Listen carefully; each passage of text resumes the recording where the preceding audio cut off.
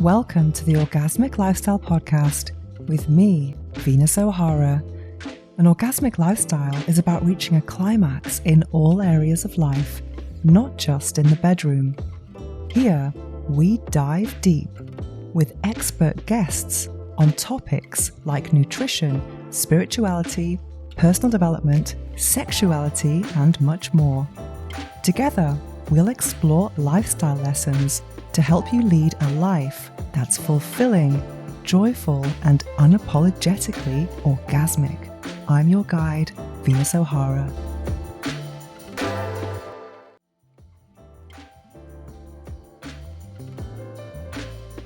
Welcome to episode 143 of the Orgasmic Lifestyle Podcast with Venus O'Hara.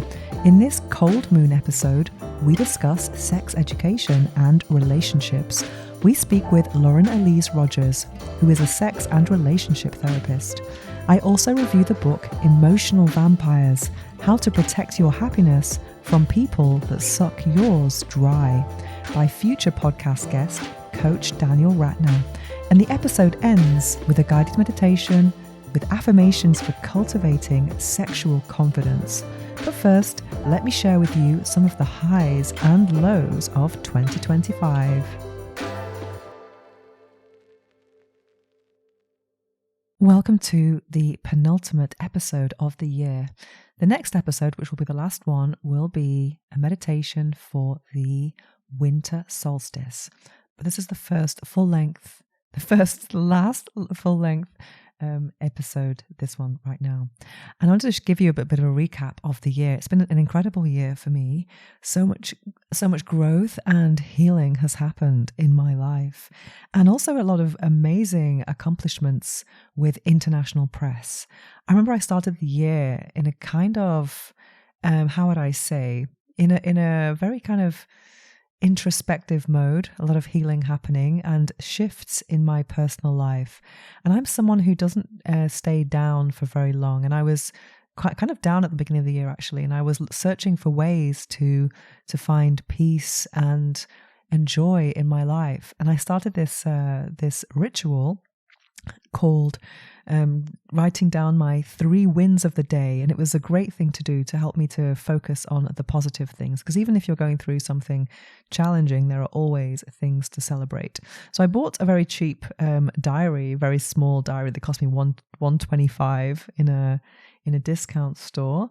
And I started to record my 3 wins of the day just before going to bed. And I'm so glad that I did this because it has really revolutionized my year. And sometimes I've been in bed about to fall asleep and I've thought, oh my God, I haven't written the wins down today. So I get up and I write them down.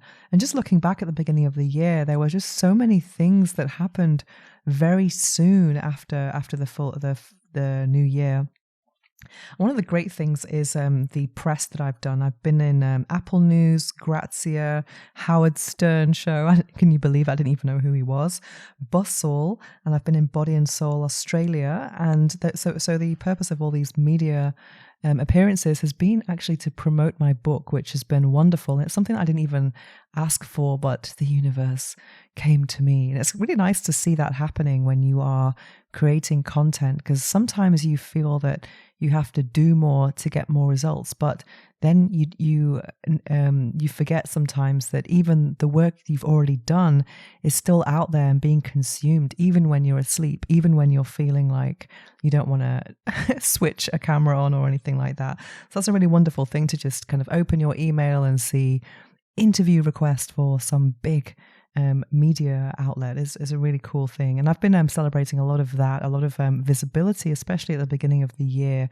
And also something I dealt with, which was kind of challenging at the time, is several shifts in my personal life, especially around friendships. And this is something that I have really tried to analyze, and something that's given me, food for thought. And also, it's been quite sad, really, people who you have trusted and spent time with. Sometimes you can get to a point where there is a kind of betrayal, but I wouldn't say my understanding of the word betrayal has shifted a bit. I mean, it would assume when you hear the word betrayal that everything was great, and then something happened and it wasn't great anymore. But now I'm seeing it more as a revelation of what was already there. And when you understand that, that some friendships and some relationships we have in life, they get to there's just no way to improve those relationships, and the best thing you can do is step away. And sometimes the road of integrity can be a lonely one, and that's something I have had to live with this year, because just a couple of years ago I was very proud of having a very kind of close group of friends, and I'm not really someone who's had groups of friends in my life in the past. But then I started to analyze what my role was in those groups of friends, and I think I was, coming from a place of loneliness and people pleasing and wanting to overgive in order to feel seen and heard and valued. And now this year has been all about taking the power back to myself and knowing that I don't really have to convince anyone of anything. I don't need to convince anyone that I am worthy or anything like that. It's more about how I feel about myself. And this shift in my inner world has actually made a profound impact in my outer world. And some people have really kind of moved away from me, but also that's also from my own energetic upgrade as well. So no love lost, but it is kind of sad when you invest in a friendship or a relationship, and then you see that maybe there's going to be no returns on that relationship. But that's a hard lesson we have to learn in life sometimes. But for me, I'm always guided by my growth, and whatever paths are accompanying me on this growth will stay, and those that aren't are just not going to do that. So it's really important to have gratitude when we release people from our worlds and not have any resentment. That's really important. Sometimes it's harder, easier said than done. But for me, I just try to just stay away from those people. And something I've been very proud of is that I haven't spoken about these people to people we know in common, and that's something I'm just really, really proud of. I've just kind of let things fall away naturally and then just got on with my own business, and that's been very beneficial for me. Another thing that I've done this year, which started to happen quite early on, is I started to do lots and lots of therapies and healing sessions in different modalities, and it was a wonderful experience, especially because I felt like I needed to do a lot of things. And I feel really grateful because many of the guests from this podcast, people who are coaches and therapists, they've given me free sessions, and I've just been able to experience many different approaches to therapy and healing. And I remember at the beginning of the year, I was working with two different people, one from a spiritual angle, another one from a psychological angle. And it was really interesting because the spiritual one was saying, increase your consciousness so that the problem dissolves. And the psychology one was really like facing the problem face on, head on, and trying to really analyze it. And I think both approaches can have their advantages. But in my experience with more psychological approaches, I think sometimes we can get too deep into the analysis and, looking at the cause and where things come from, and not so much thinking about the solution. Whereas in the spiritual side, when you're just thinking about, increasing your consciousness so the problem dissolves, that also seems like it's almost bypassing. And so I think both approaches can help, but, anything to an extreme is not helpful. I think it's good to have, a bit of a pick and mix, and also just be rooted in reality and know that healing is not really a destination, it's a journey. And that sounds super cliche, but I think it's good to know that there are always going to be things that you need to heal in your life. And then another highlight of my year this year has been going to the US. That's been an incredible experience for me. I hadn't had a long haul trip for such a long time, and I think travel is so important for your brain, especially. It's a wonderful experience to see different places and meet with different people, and for me, my audience is mainly 95% US based, and I just really loved being in the US. I know so many people who actually want to leave and come to Europe, but I'm kind of the opposite. I really love that kind of big thinking energy, and how, idea to reality seems to be a lot more possible in the US compared to from where I'm living in Spain, at least. And I had such a great time. And another thing which I really benefited from that experience was actually meeting up with lots of my lots of my American clients, and also my LinkedIn connections, and just feeling like we're in this global world. And even if you travel alone, you're never really alone when you have a global community, which is absolutely wonderful as well. So yes, that's kind of my year in a nutshell, the parts I can share. and now as the year ends, I'm continuing my growth and just really celebrating myself, because I have been through a lot of things this year, and also I've been through a lot of grief as well, and that's been quite challenging. But these things always make you look at your own life in a new way, with a new lens, and you start to really understand what's really important. And I'm really thrilled to share this episode today with Lauren Elise Rogers. We had an amazing connection.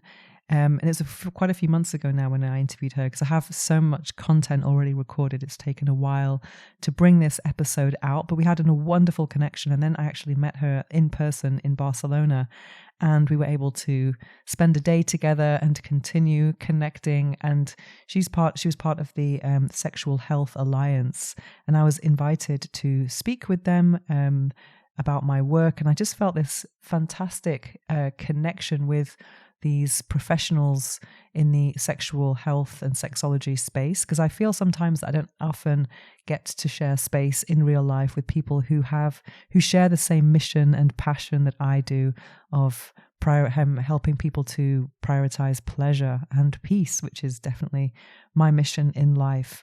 And it gave me this whole new perspective on the work of sex coaches and sex therapists, especially when it's related to helping people to overcome trauma. Because I do find it frustrating sometimes when I explain what I do to people, and people may perceive that it's a frivolous job or it's not really important, when actually sexuality is one of the most important parts of our lives as well. And the fact that we're not really speaking about it is just creating more problems. So that's what we hope to achieve with this podcast, is to get these conversations out there, so we can help remove or reduce the taboo around sexuality and increase the pleasure, the connection, and the love. So that's my monologue for today, and I'm super thrilled to share this conversation with Lauren Elise Rogers with you today. I hope you enjoy it as much as I did.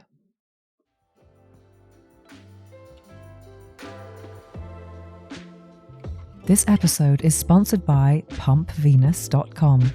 If you've ever wondered whether penis pumps actually work, the answer is yes. Penis pumps are one of the most effective, non-invasive ways to support erections, enhance blood flow, and increase confidence in the bedroom. Whether you're looking to boost size temporarily, support erectile function, or simply elevate pleasure with your partner, penis pumps offer a safe, satisfying, and empowering solution.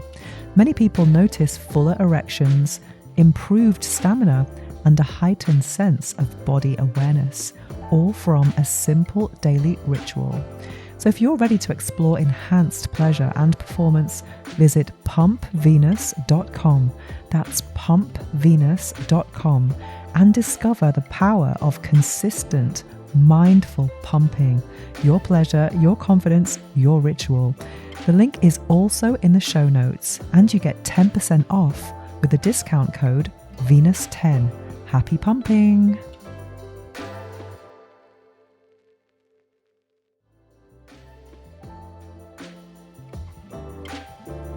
Now it's time for this episode's interview. We speak with Lauren Elise Rogers, who is a sex and relationship therapist.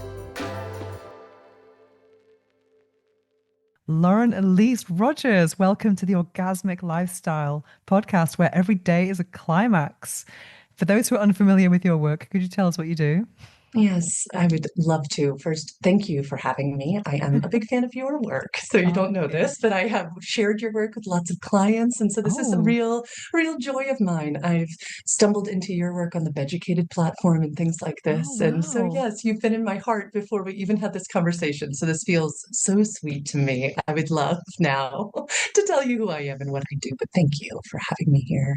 Oh, that's amazing. I really appreciate that. I really appreciate that. Thank you. So welcome. No, you're especially your videos on toys and different types of toys and introductory videos have been so instrumental to a few of my clients who have never before touched any form of sexual toy. So thank you for that. Oh, cool. I want you to I know really that it is appreciate that. reaching folks here Okay. in the US and all around the world. I am a certified holistic sexuality educator and an embodied intimacy and relationship coach. And I work with folks both in person here in Central Virginia, but also around the world on Zoom. And I like to say that I haven't always been this way. I grew up very, very conservatively religious, was a virgin on my wedding night, and was married over a decade to a man who is now happily gay. And when I got out of that relationship, I realized how little I knew my own sexual self. And so that began my discovery process into who am I as a sexual being? If I'm not a virgin, am I a whore? What is going on here? And as I dug into the work, I realized, like so many of us, that I had been lied to, that there was such a power to my sensuality, to my erotic imagination, to so much of me that had been silenced, that I really began to step into my own self. And as I did that, others started to say, wait a second, what's going on with you? Do you mind kind of bringing us along for the journey? But I felt very ill-equipped to help anyone except folks like me with my similar story. So that's when I started looking up programs and found mine, went back to school. At that point was running a nonprofit, thought I'd work it into my work in maternal health because I thought maternal health, reproductive health, close enough. But after 6 months in school, I thought this type of education could change the world.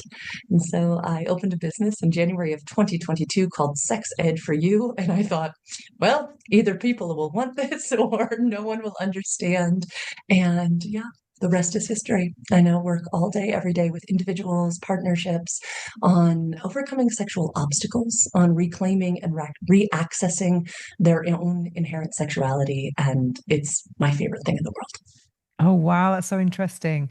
So I can feel it really feel for you with the happily gay because I can there's a lot of like to unpack there with maybe this rejection or not feeling desired. And yeah, I was with a guy once actually, who I strongly suspect was not into women, and it was so painful.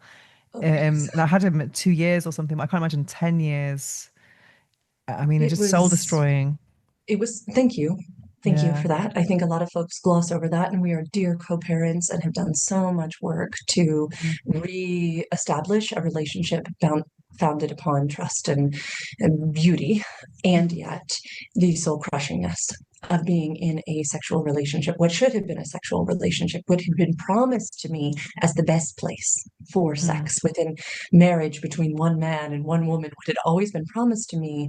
And it was absolutely soul crushing. Things like coming out in a really sexy piece of lingerie and being laughed at. Going through, of course, 6 months to a year of not even being touched and feeling that there must be something wrong with me because I had never, ever been educated on things simple as sexual orientation and as the beautiful, beautiful foundations beneath each of us that lead to desire for another. So, Mm. yeah, a lot of healing work that had to be done in this sexual body of mine. Yeah, I really feel for you because I went through something similar, and also I just that rejection of like with the nice lingerie and feeling like you're horrible or your body's not attractive or all these horrible things. It's just Yes, awful. Yeah, yes. yeah. No, truly, I remember the first time I had a sexual encounter outside of my marriage. I had done a lot of work on myself, had really been, I was in a place where I thought, no, I think this is good and fine. I don't think I'm going to burst into flames and burn in the pit of hell. I really think I'm going to be okay. And in fact, it was not only simple and good, I cried tears Oh yeah. later because it felt so good to simply be desired by Mm. another. And it was just a beautiful, relational, casual sexual encounter. And yet, to feel the desire for my body to at some point afterwards he was running his fingers just kind of along the outline of my body, just a simple thing in that post-orgasmic space. And I just remember thinking, that's never happened. That's Wow. never, my body has never been enjoyed. And it was just simple and lovely. And also when we hear these things about men are always up for sex, and you're like, no, they're not. What's wrong Uh-huh. with me? I remember just feeling so like, these women who I just didn't find attractive. And I think, well, they're getting it. Why can't I get it? It sounds terrible to say that. Yes. And then having other men desire you more than your partner. It's like, no. It was, it's Mm, really, it is so crushing. Thank mm, you, my friend. yeah, No yeah. one ever, no one sits with me in this space. And Mm, it was truly, it led me back to some of the things that I now work on with clients all the time is mm, what led me to think that that was okay for that long? yeah. In what way did I think so little of myself? In what space was my self-worth so low because all it took was one therapy session during the midst of my separation and divorce for my counselor to say, wait, what? Wait, what? But there was Mm, something inside of me that was apparently so okay with facing that rejection again and again and again. And there were a lot of narratives that had run through the theology of my upbringing that led me to think that suffering brought you closer to Christ, that mm, this type of act was refinement, was truly preparing you for the life after this one. And so, yeah, there was a lot of bad mm, theology that I needed to work through in order to understand that it is good to want and it is good to be wanted. And mm. there's nothing wrong with it inside of a sexual container. Wow, absolutely, absolutely. Did you have a kind of an insight, an inkling that you were a sexual being? Yes. What's so interesting is I bet you have similar memories, and I'd love to hear them of should have always known we'd be in this work type of thing, like things from like childhood or adolescence where you look back and go, oh, I should have known that someday I'd be in this field because there had always been a comfortability inside of my body with all things sexuality. I was always comfortable reading books that had sexual themes to them. I was a musical theater child. I grew up in the theater. I always thought I'd be a performer. And whenever I was cast in roles, I was always getting cast as the harlot or the prostitute or these types of things. Something's going on. Always. I was such a sensual being. I loved movement, my body. I was a ballet dancer. And so there was such this stark contrast inside of the relationship I existed in where there was no desire there. I even remember a good friend got married and I made her a booklet of sex Uh-huh. positions. Again, this was far before I was in this field and then worked in maternal health. Again, was a midwife's assistant, ran a nonprofit, and was always so comfortable talking about sex as a amazing like induction method. Even I would talk about folks like the way the baby got in is a great way to make the baby go out. I would talk freely about all things sex and sexuality, and yet behind closed doors it was a very different story. And Mm, then it was so interesting because my husband had grown up even more suppressed religiously than I had. And so it took him years outside of our marriage to even figure out this about himself. And so it was such a neat healing process years mm. after for me to be able to sit with him and celebrate his coming out. It's really been beautiful. Oh, wow, really? Wow, that's amazing. Do you have any advice for people who might be in that position? Trust your wanting. I think that so many of us have been conditioned that our wants are in somehow harmful. And what I always love to sit with is if your wanting is good and right and true, Mm, then lean into it, not away from it. That there could be a truest want. For instance, if in one of those many evenings of rejection where I was crying myself to sleep, it wasn't just that I wanted a sexual encounter with my husband. I wanted a relationship in which we were mutually giving and receiving. I wanted a partnership that was egalitarian. I wanted a sexually flourishing existence. And I think because of the fact that I had been so conditioned to distrust my wanting, that I had been so conditioned to think that those types of desires were frivolous, not really that necessary. And I see folks inside of relationships like this all the time, even now, mm, even if they are equally oriented, even if they mm, are both in a heterodynamic, but one of them doesn't feel that it is even okay to put forward their wants. mm, What I so wish I could have done is have this beautiful conversation with my then spouse about my wants, that I could have understood that I have a domain and that everything within my domain I have a right to and a responsibility for. And that Mm, if I could have understood that I actually had a responsibility to my own sexual flourishing, that I could have put that out as a want and then understood that he also has a domain. And it would have been mm, okay if he could have said to me, you know what, my sweet, darling wife, I'm not interested in providing that for you. Perhaps mm, it would be a wise decision for us either to get some help and or to uncouple. mm, And I think that if I could have sat with that truest want, that it is a beautiful thing to desire to be in a sexually flourishing relationship with another, mm, that I could have taken greater accountability for my own needs, wants, and desires earlier, and then, oddly enough, allowed my then husband to be free, to be within his truest want even earlier. mm. Yeah, so much shame as well around this. Yeah. Wow. But do you think it's probably given you amazing insight now for your current offerings? Yes, Yeah. yes, I wouldn't trade it for the world. And I thank you for Mm, saying that because I think some folks will ask me instead, what would you go back and do differently? And I mm. say, nothing. I Yeah. think Yeah. that this was exactly the story I was meant to write. I think that because of this story, I will have clients often sit before me and on Zoom and say, Lauren, do you know that because you did this, I know I can do it? And Yeah. they will say, I tell myself, her story's so much worse. And if she can overcome this, I know Yeah. I can too. And Yeah. I celebrate that. I truly do. And it's really interesting. I am now happily repartnered, and our love story is just so wonderful and juicy. And I often think that if my first marriage had ended any sooner, I wouldn't Mm, now have this dear, dear love and wouldn't now get to experience the type of sexual flourishing that I've always desired. I wouldn't be having these conversations with you. Yes, mm, I am so thankful for the empathy mm, and the understanding that it granted me because I am not the world's most intelligent woman, but I'm a thinker. I am a reader. And I think it gives me this beautiful insight into nope, there is some reason that that was not mine to know yet.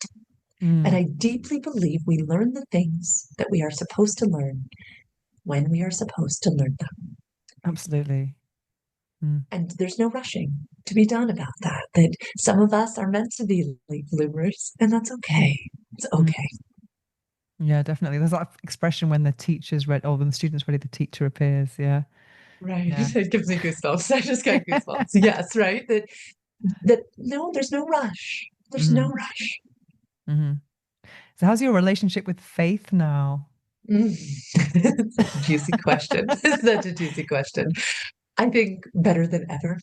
I Yeah. love to say now that Uh, I believe in magic and miracles.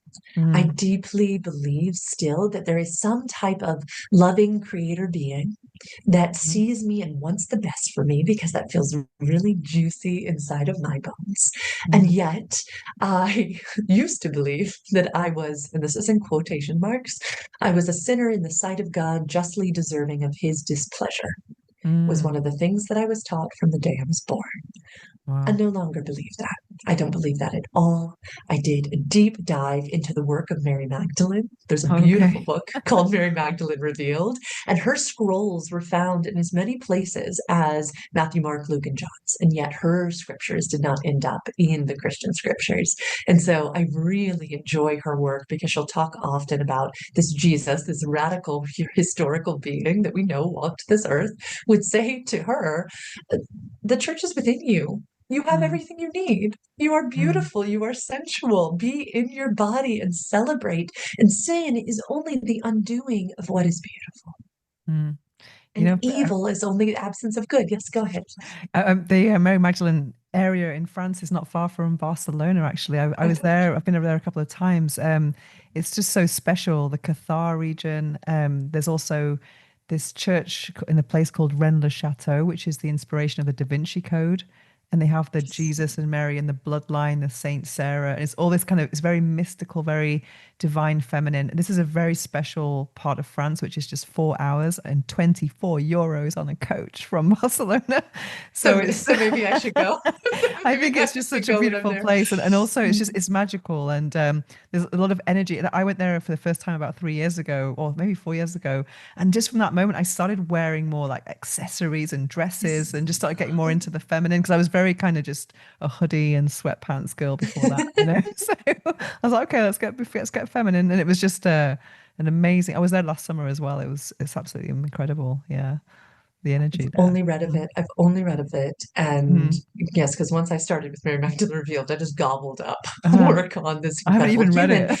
Yeah. Oh, you would so enjoy. Mm. You probably know more than I already, because this Mm. was one of the first that I stumbled into. But they would talk of these caves. They would talk of these incredibly. I love that you use the word mystical Mm. spaces, right? This Mm. mysticism, this in essence, the spirituality that is more embodied and more lives in Mm. our body and in our senses and in our experiences. And yeah, so I would say my faith now Mm. is in so much in intuition, so Mm. much as in what would have happened, as you so beautifully asked before, if I had but listened to myself.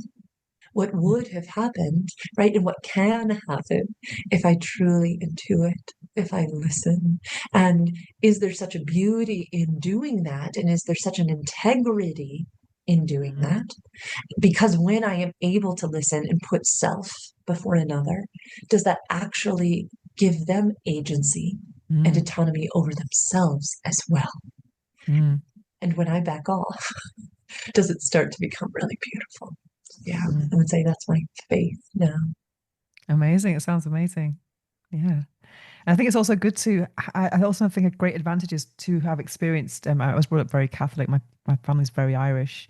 So I think it's really important to actually understand those perspectives, you know, because you have firsthand experience of what does it mean to be conservative, you know, you know. Yes, and Mm. it is deep honor of my life now. I actually work with many who would like to retain their Christianity or their Catholicism or their Mm. Judaism, and I view it with such reverence. I always tell Mm. my clients is it is my deepest belief that we could be people of faith and have great sex. I Mm. don't think that these things need to be mutually exclusive. It's just that so often I see so much guilt and shame within religiosity Mm. that we have so pushed it into the shadows that we are afraid of the ravaging beast that they have told us sexuality is. And so Mm. now, yes, I so agree with you. It is one of my greatest delights to now sit with folks and be able to kind of pour everything out on the table of Mm. what if these tenets of your faith, of your spirituality, are able to remain. And what if all of these beliefs that so many of us have about what we are to do with these bodies that we're in, what if those are pieces of embedded theology? I love to give the analogy of there's like a motorcycle or a Vespa, and then there's this like sidecar, right? So the normal theology is the normal Vespa or motorcycle, but the embedded sexual theology is just this sidecar that came down. I always imagine it's kind of like bouncing there along with the religion of choice. And so often it just was embedded through often patriarchal society that wanted to temper the sexuality of women and wanted to remain in power. And so once we can begin to consider those things, the power, the greed, the control, and we release that, then what happens? Then we start to look at the life giving properties and the joyous and the liberating properties of the sexual experience itself. And then I always tell clients, I want the sex that they have to align with their values. And there are ways to do that that center their faith, that center their relationship, and don't Mm. attach to that sidecar. I made a video once on my YouTube channel called God Gave Me a Clitoris, Hallelujah. I'm so proud of that Amen. title. That should be a book like title. I need to go. I need to go find that one and put it It's really in my old, but like client portal. I want to it's just find it. I just think it's a really powerful message because I also think that when you come from, let's say, a religious background, the idea of sex is like the opposite, like the extreme of like how would I say it, sin, let's say, or something really bad. And I think or extreme promiscuity or darkness. And I think there's a middle ground. I kind of advocate for that middle ground that's not the extreme at all. It's just a celebration of love, you know? Yes. I tell so many clients that I was presented with legalism as a form of values alignment, and that I was very much told that if you opened the doors to sexuality, you would slide down this slippery slope into hedonism. And I tell some of my clients that I know hedonists, some of them are my colleagues, and I celebrate their choice. But like you said, there are very few that are going to go to that extreme and lead every decision in life with pleasure. I said, isn't it funny that there is a happy landing ground called rationalism? And we Yeah. all giggle of this idea that informed decision making is a beautiful thing. And it doesn't need to be scary. In fact, I would argue that I never want any of my clients and anyone listening to this podcast today to feel that they are in some way manipulated or coerced into anything sexual. That goes against my very ethic. No, Yeah. not interested. What I am far more interested in is informed decision making, is self-determination, is knowing, oh, these things are out there and I can choose what I do and do not participate in, when I do not participate in it, how deep I want to go into something and then how to back out, how to extend consent and revoke consent, how to come to agreements of consent. And then again, there's such liberation in that space. There is such freedom to make embodied choices. For sure. So tell us a bit more about your work. So tell us what your work is. What's your speciality? Speciality would be, you're already sensing it, right? So many of these folks who have come out of religious spaces or are still existing in religious spaces and want to have liberated sexual experiences that have in some way come up against some friction of this no longer works for me. So that also long-term partnerships, that's one of my favorite spaces to work into. How do we titrate eroticism back into a very healthy, grounded relationship that has lost its quote unquote spark? Those are some of my favorite clientele to work with. I tend to work with clients who experience pain with penetrative intercourse because so often that has some ties to some type of belief that was planted in their body. And so I work hand in hand with pelvic floor physical therapists and therapists and OBGYNs and midwives who refer these clients to me, who they have assessed this is not a medical issue. This is a body-based issue. And can they work with someone to kind of open the body in all ways, shapes, and forms and piece together where these beliefs that their bodies say, nope, nope, in. Then I work with a lot of folks, interestingly, who are interested in exploring some form of non-monogamy. They're at the very beginning of their journey and they have done everything right. And either they have an experience of being cheated on or they cheated on a partner, and they're no longer interested in just compulsively being monogamous. They're no longer interested in just the script that they've been following forever. And so, again, these aren't folks who are long down the road. I leave those to the specialist in that area. These are just the folks who are trying to look at, could this be something from an attachment-based perspective that could be good for a partner and I, or good for me as a single first person? And then I work with a lot of folks who are in a casual sexual time of their lives and yet are seeking partnership, who have done the casual dating and are ready for a true partner, who feel that they've been playing at the sex game, who've been having these sexual encounters and they're good or not good. But I work with a lot of folks in New York City and they will, have all this build up to a sexual encounter and then be ghosted. That type of person who is so sex positive, so wants to have those juicy sexual encounters, but is now interested in some form of deeper relational experience. Those So tend to how do you be prepare my them sweet then? spots. So How do I that's really prepare juicy them? because I know some people like that. So how are people? How do you help them, and what are they looking for specifically?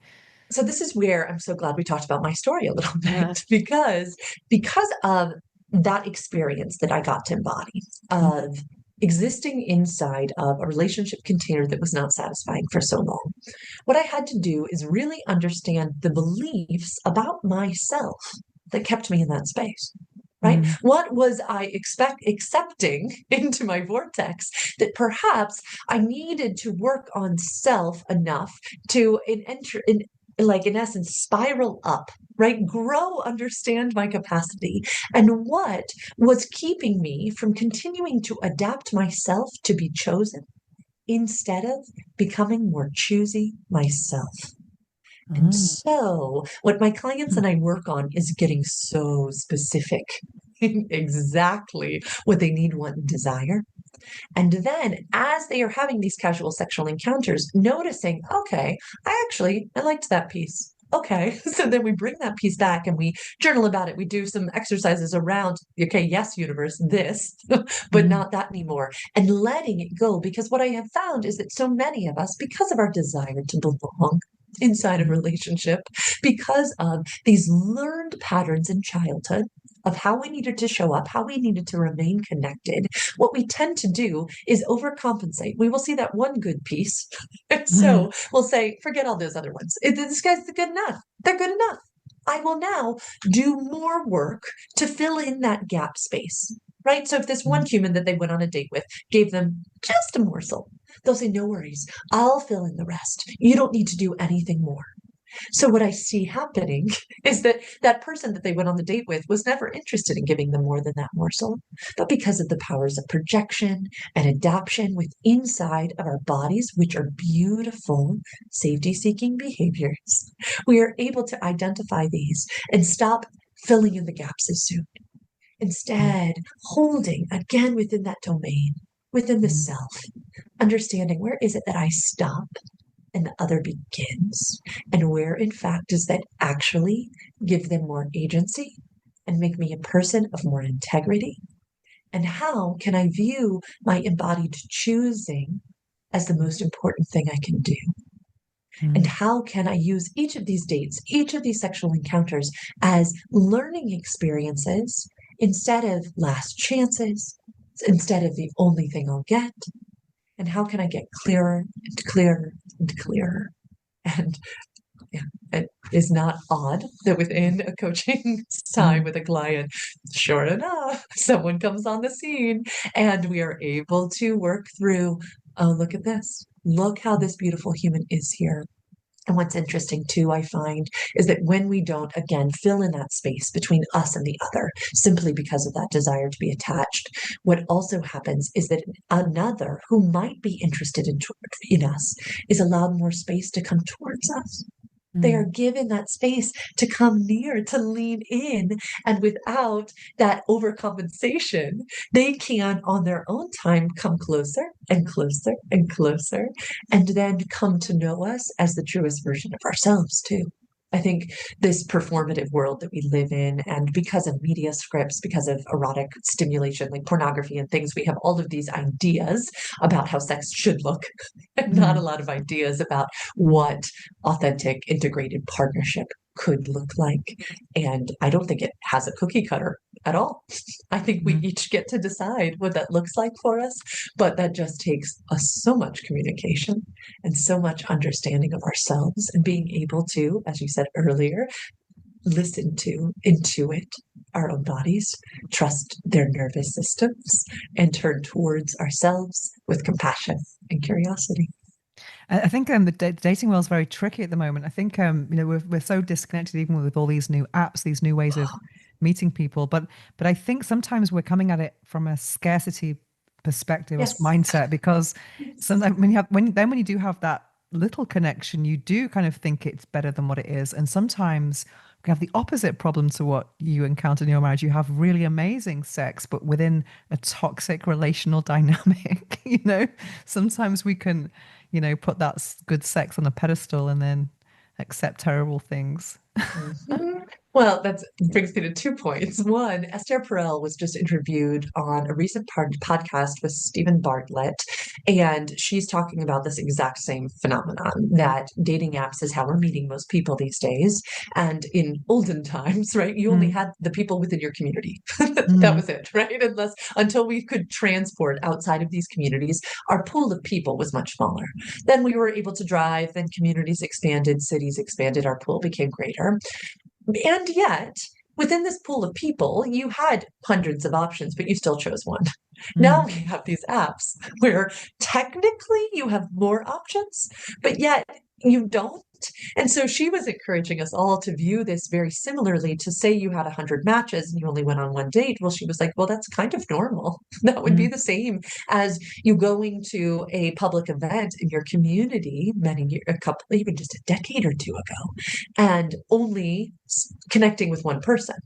But yes, that we have begun to think of it as so scarce because you matched with this many people. And it creates this scarcity feeling in us, which is really unfortunate. But then what you said about good sex with toxic partnership, I love to teach clients all the time that anxiety is the greatest aphrodisiac. When they study the things that make for the best sex, anxiety is the greatest aphrodisiac, which if you think about it makes sense, right?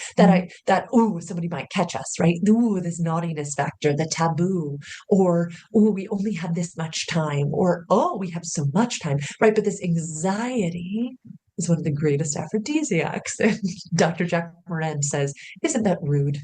Like, yes, it's so rude, because what we can inadvertently do is connect in our brains, oh, but the sex is so good, right? Well, why was the sex so good with that partner? But now here inside of this healthy relationship, the sex is not good.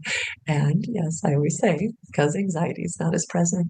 But that doesn't mean that we can't utilize the erotic imagination. We can't understand our core erotic themes and our cornerstones of eroticism and start to titrate in beautiful, healthy risk, beautiful ambivalence, beautiful longing, beautiful taboo in ways that nurture our eroticism and yet also promote healthy relating. The problem I've encountered some of in my friend group, this is definitely asking for a friend. It's not for me, but like I know someone like who. Age-old. So I know someone who's well, it's kind of a common problem, really. Imagine like you know what you want from life, or you know what your life plan or desires or are, and then you have this amazing sex with someone, and you get on really well, lots of complicity, but you know that they're on, let's say, a different timeline because of their age or because of their stage in life. Do you just break up with that person, or do you just like have all the good sex until it burns out? I mean, it's quite a common problem. Such a common problem.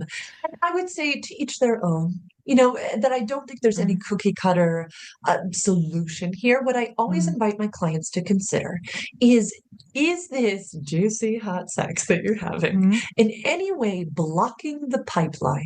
Is it in any way clouding your ability to continue to see more options? So there's this phenomenon in which almost our vision centers, right? We become more myopic. We become more focused on this potential hot encounter we might have with this one person who's not really actually going to choose us. And so we start to focus all of that erotic energy on this one sexual partner because it is good and we know that it's going to burn out. And so if there is no true timeline in your body and you want to have all that hot sex, go for it, I say. And sit with yourself, be mindful, have a journaling practice in which you could do a check-in. And is this causing your vision to be slightly, right? Do you have those blinders on, like we put on horses sometimes? Is this keeping you from seeing other potential that you might want to be inviting into your life? And if you truly don't think it is, if you truly think that these orgasmic encounters are allowing you to say yes, yes, yes to more, go for it and ask your friends to keep you accountable and keep you checking in on your hunger for your truest and deepest want. Again, that's what I sat with I call it my slut era. It was my very favorite season. I had great, juicy sexual encounters. And there were moments afterwards where I would feel kind of this like pit, this deeper desire for a form of partnership wherein there was mutual choosing of one another. And I would allow myself to do these creative journaling exercises where I would think, what would that type of partnership provide me with? What type of woman would that allow me to expand into? And I would start to get almost hungry for her, right? Like, what would that possibly give her? And why is it that I want this so badly? Oh, because this is the next level that I am seeking.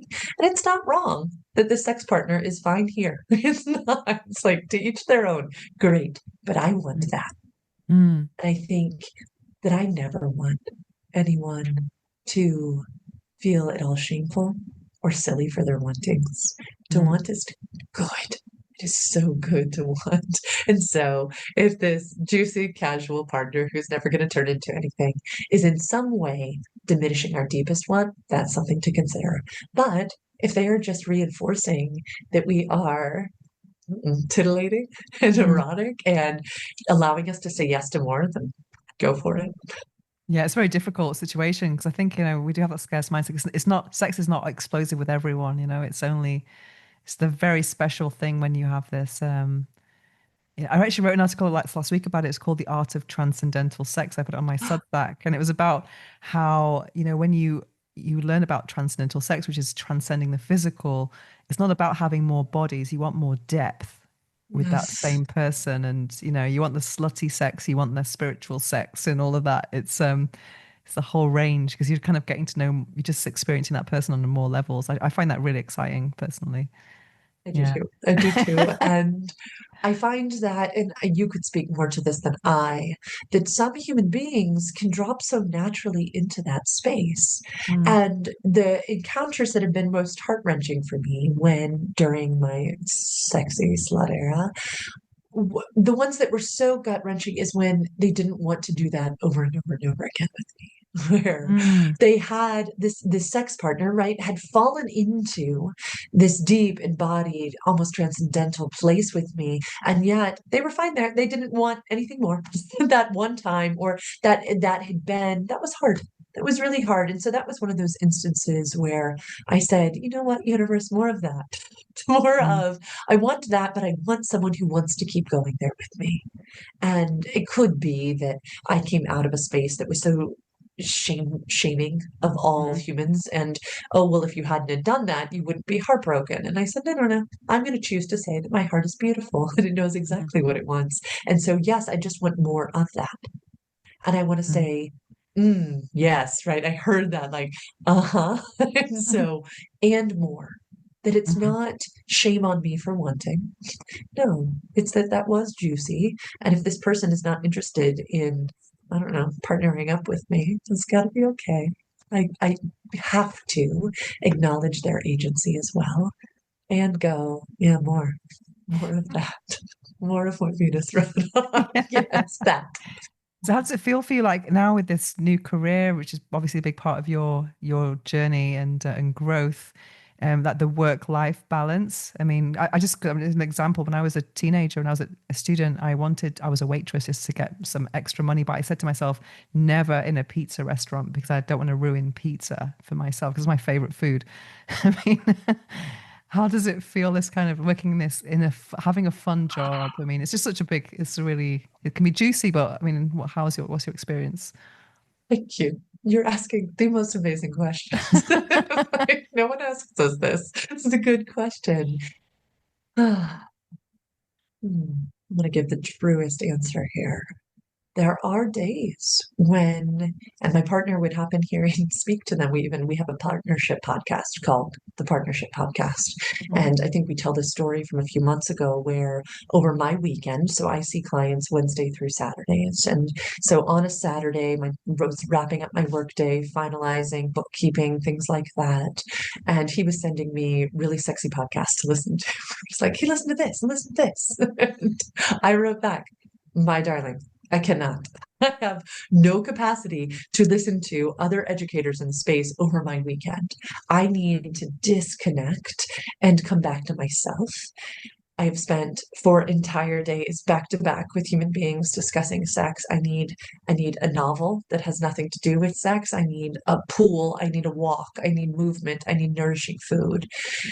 So there are times where, like everyone else, waitressing at a pizza shop is the perfect example, where I've smelled pizza too long. But for the most part, I had to do a lot of work as I came into this profession of, I had built businesses before and I love building businesses.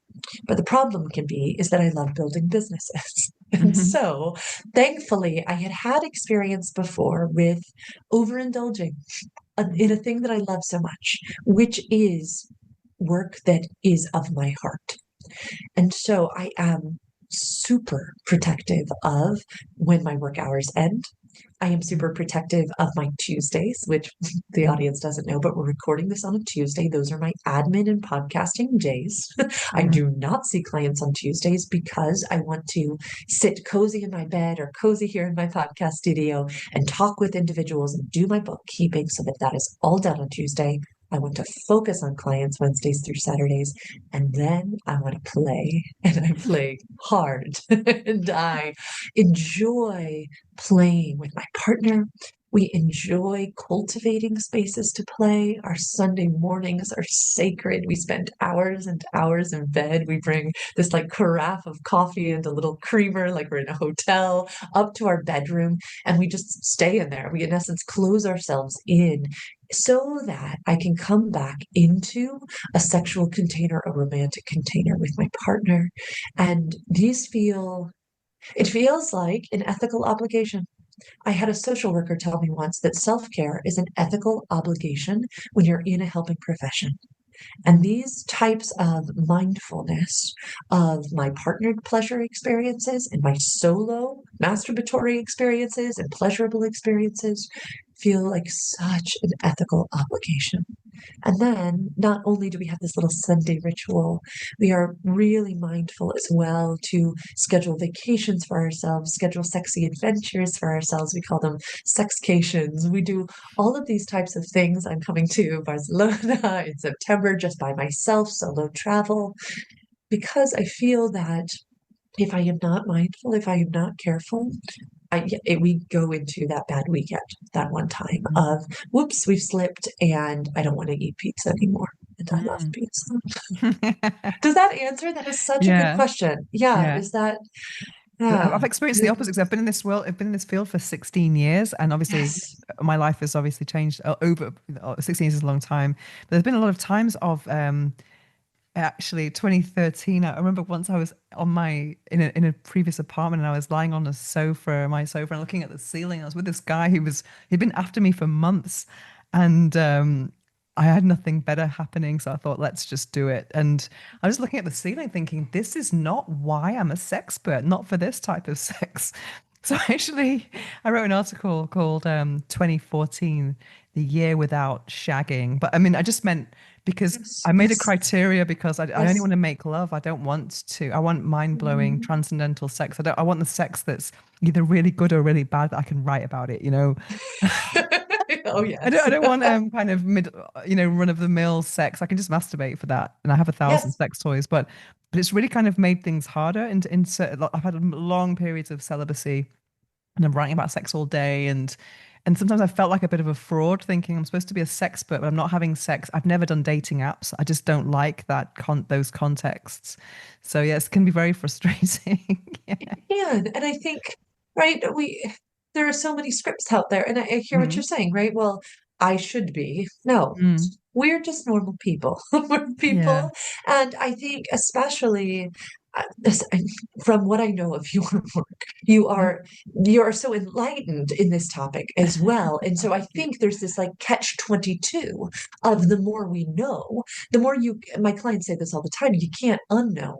Mm, Exactly. When you're laying there on bed going, this is not what I was wanting. You can't really unknow that.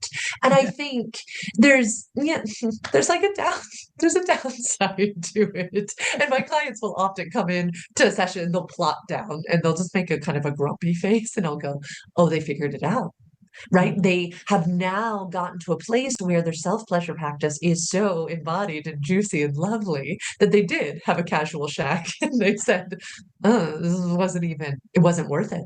It wasn't mm, worth it for the intermingling that I did with this mm, soul that was met when my masturbatory practice is better. And there is this almost, again, rational place. So, in that, I referenced this earlier, right? That I was told if you left legalism, you would go to hedonism. And my friends, it's just not like that.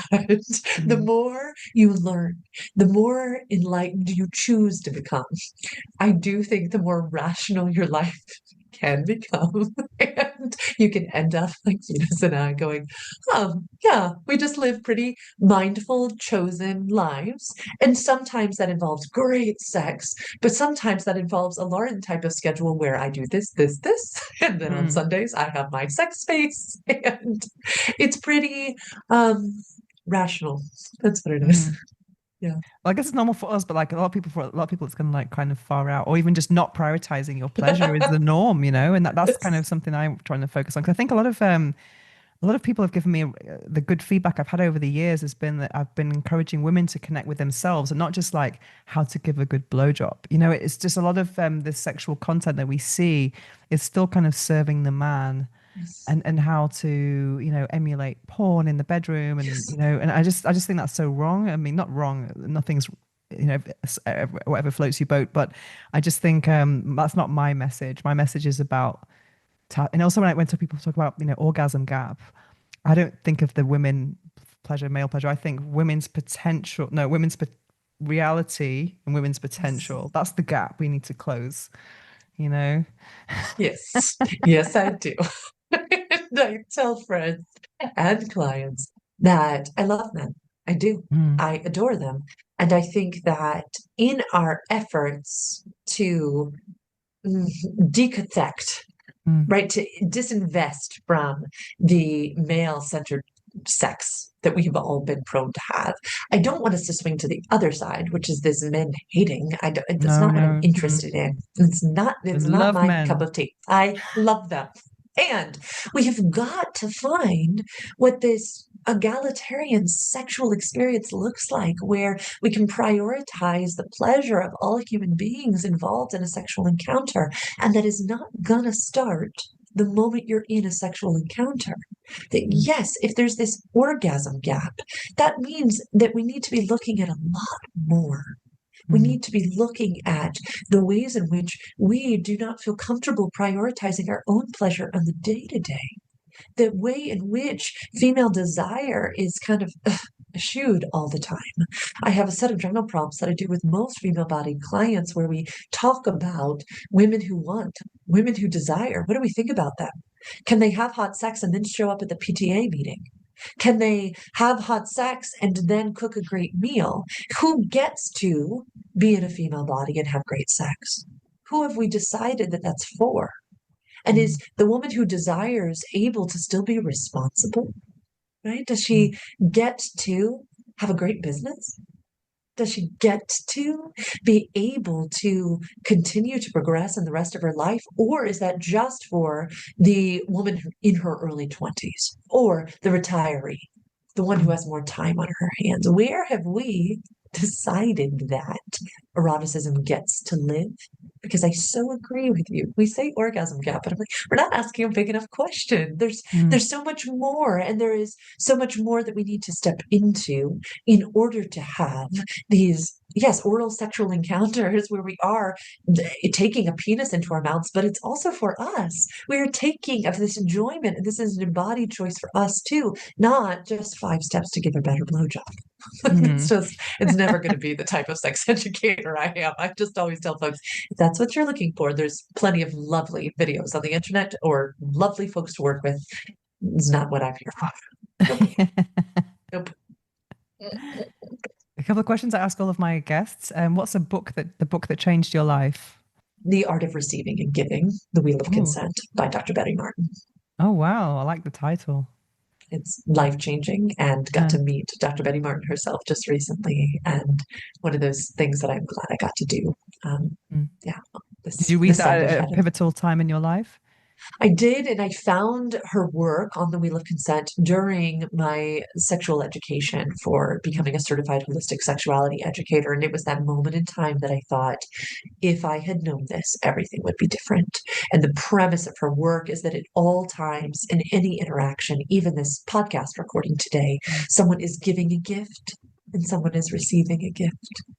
And mm, yet she breaks down these 4 different quadrants that so often we have been taught to give or to receive, but we haven't been taught the differences between serving and accepting and taking and allowing. And that when we can learn to exist consensually in each of those four quadrants of a circle, which she entitles the Wheel of Consent, the world just opens up in ways that I work on with all of my clients, but is a practice of mine daily. Amazing. I love that. I'll have to check it out. Please, you'll love it. And what about a quote that you live by? Or an affirmation or quotes or philosophy? Here it is. I was always afraid to take, so I gave. It was not a virtue. It was a disguise. So ready to receive the blessings. Mm-hmm. So where can people find you? They can go to sexedforyou.com/connect. And on that page, again, sexedforyou.com/connect. If something we were talking about today resonated with you, if you'd like to work with me, there's a place to request a consult. There's also a link to my Instagram. There's also a link to the partnership podcast that I referenced earlier. But again, sexedforyou.com/connect.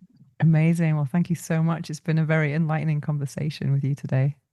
This has been so special. Thank you for having me. The book I'm reading now is Emotional Vampires: How to Protect Your Happiness from People That Suck Yours Dry. And this is by Coach Daniel Ratner, and he is a future podcast guest. I had the opportunity of interviewing him on Monday, and I finished reading the book last week.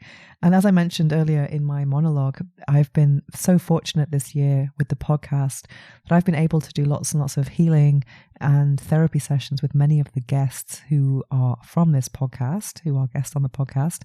And also the topics that just pop into my inbox with guest pitches are very aligned with the challenges that I'm facing in my personal life. And this Emotional Vampires book was like, oh my God, the universe is listening to me and giving me everything I need. So reading a book about emotional vampires and then speaking to an expert of, self-esteem was just what I needed. It was so interesting. So emotional vampires are people who basically suck your energy dry. And there are different types of vampires that he speaks about in this book.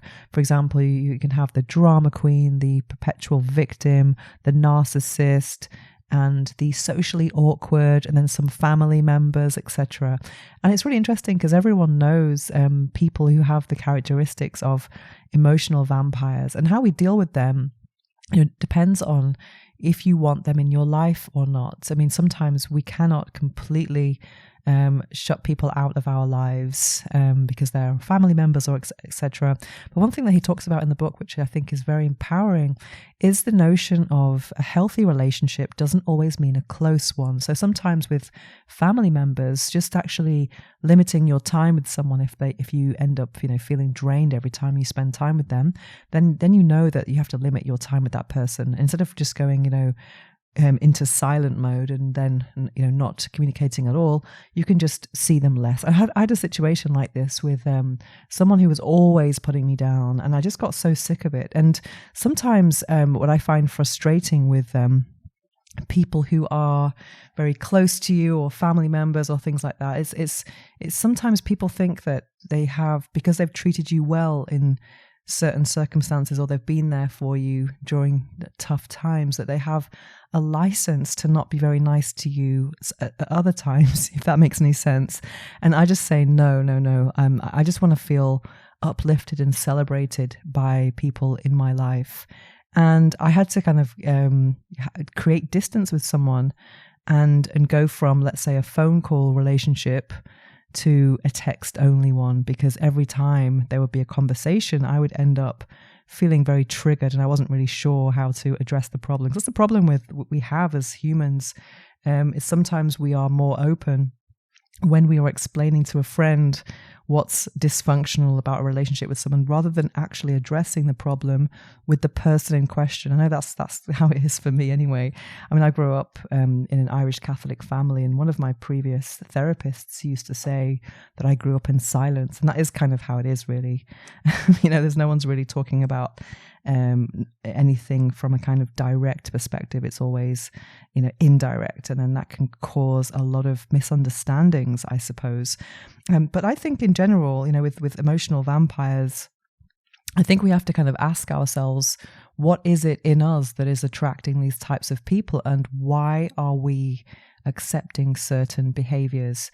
And that's something that I've taken a really deep dive into this year, actually, really looking at my own wounds and looking at why I have attracted certain people and what those people have actually taught me. Because even though these emotional vampires, they have, it's a negative label, these can be some of the greatest teachers you can ever experience in your life, because everyone is in your life to teach you a lesson, I believe. I like to find meaning and growth in every situation personally.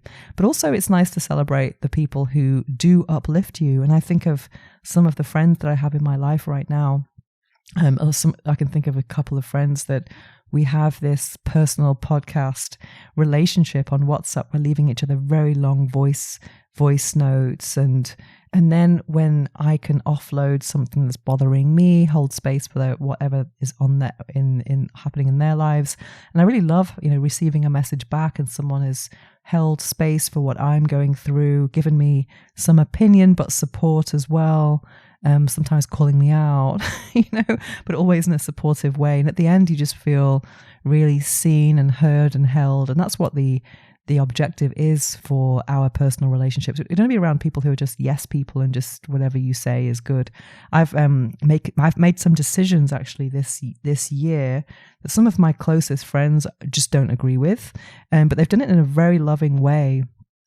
Just saying, I don't think this is the right thing for you, but I'm here for you, that kind of energy. And now I'm seeing that they're kind of right. But yeah, there's no kind of ego in that, or no I told you so energy in that at all. It's just being able to hold space and support is really, really important with friendships. And I think just being uplifted is just the most important thing. And I think it's a beautiful thing when someone is sharing something that's important to them, and then you just be able to show them that you're listening and that it's important. What's important to them is important to you, kind of thing. Whereas the other people who just dismiss whatever's important to you, we have to kind of have some better boundaries in life and start to be more responsible for what we are accepting. And this reminds me, or makes me think of, the course that I have just recorded. I've recorded my first audio course called The 8 Pillars of Self-Love. I'll be sharing some information about that very soon. But one of the pillars is self-respect. And as I was recording it, I was just thinking about my own boundaries and how boundaries can actually are really a really profound sign of self-love. And having boundaries that are too flexible is just not a good idea, because you will attract emotional vampires who stamp all over those boundaries. But going back to the Emotional Vampires book, another thing that is really interesting in it is the friendship audit, and how, as we age, there are not many real friends around. We have a lot of acquaintances, party friends, etc., friends who accompany us through different stages of life, but it's not always the ones, not many people accompany us throughout life. And it's interesting because when I think about friendships and values, I had to move away from certain people because of value clashes. But then I think about the people who've been in my life since my younger years, before I was spiritual and sober and vegan, people who, were my friends when I was getting wasted and going out and having a good time. And something that I really appreciate from those people is that they've always accepted me no matter what expression I'm working on, or what iteration of myself, or what phase of life I'm in, whether it's spiritual or party mode. People are just loyal and listen and support no matter what. And there's a lot to be said for that, even if they don't share other lifestyle choices with me. But anyway, it's even if you have just a couple of friends to share your life struggles with, that's always good, because we don't usually have as many real friends as we think. We have lots of friends on social media, but friends who are going to be there for you if you can't get in your house at 2 a.m. There are not many of those. But if you do have some, they are definitely worth cherishing. Anyway, so if you want to have an easy read, it's a very engaging read, this book about emotional vampires. This also gives you some some insights on how to deal with them and create more healthy relationships. So that is Emotional Vampires, How to Protect Your Happiness from People Who Suck Yours Dry by future podcast guest, Coach Daniel Ratner. Now it's time for this episode's meditation. Please don't listen to this while driving or operating machinery. Instead, take a break from whatever you're doing, get comfortable, take a deep breath, and enjoy.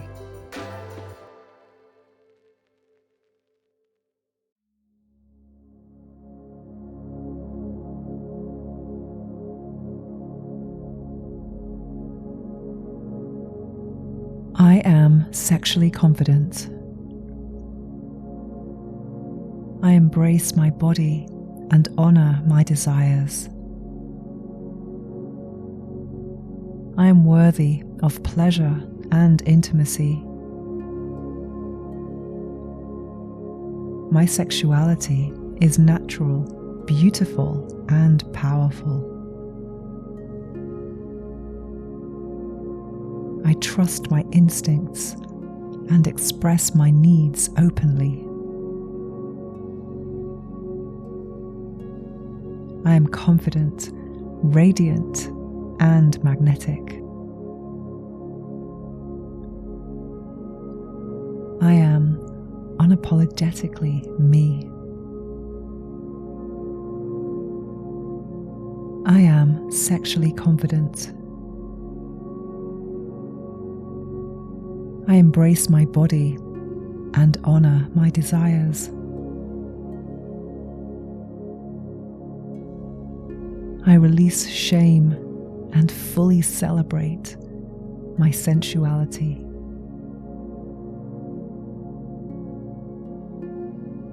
I attract healthy, consensual, and fulfilling connections.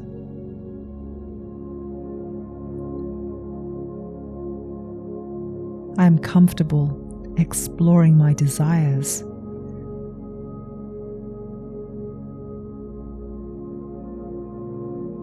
My confidence grows with every step I take towards self-love.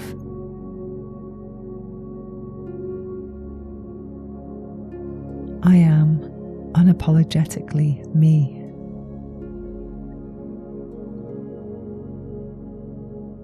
I am sexually confident. I embrace my body and honor my desires.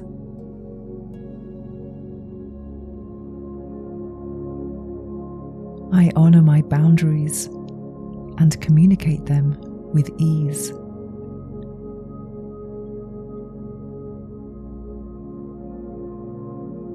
I am deserving of love, passion, and excitement.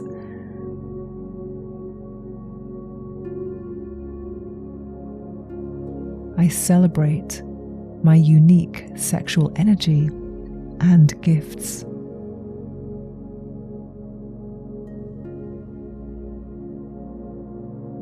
I let go of fear and embrace pleasure with gratitude.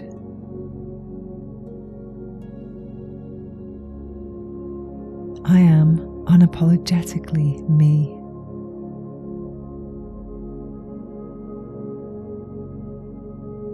I am sexually confident.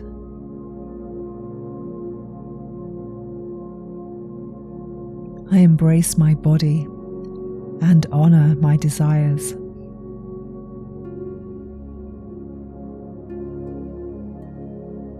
I am bold and authentic.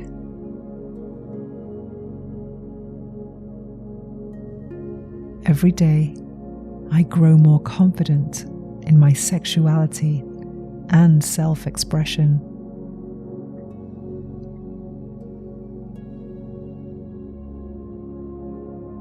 I am worthy of pleasure.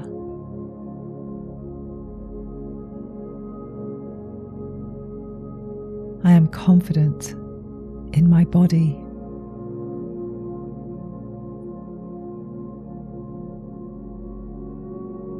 I am unapologetically me.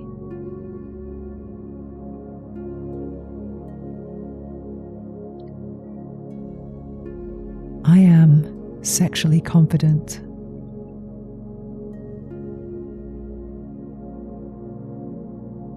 I embrace my body and honor my desires.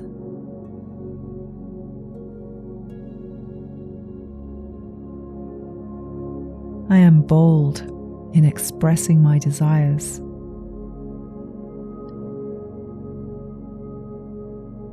I am magnetic and sensual.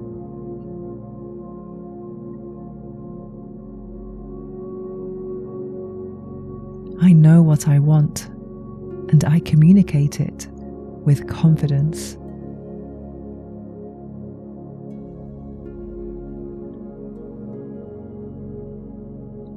I know I deserve to enjoy a healthy sex life.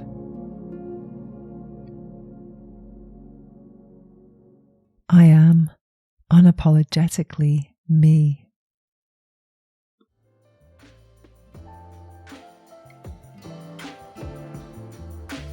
If you enjoy the affirmations and meditations I share here, you will love the longer versions I've created on Insight Timer, the world's #1 meditation app, available in the App Store and on Google Play. Every Friday, I release a brand new guided practice on topics like love, health, wealth, motivation, abundance, and many more things, all designed to help you relax, recharge, and realign. Just search for Venus O'Hara on Insight Timer or follow the link in the show notes.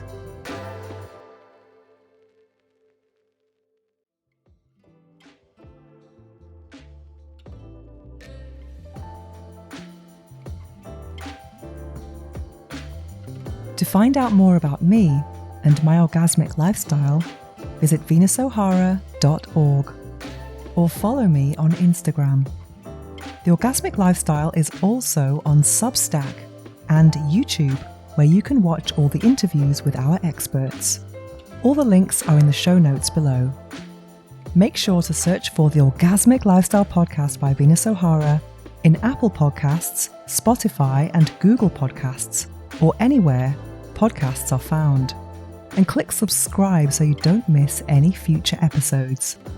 Thanks for listening, have an orgasmic week, and make sure every day is a climax.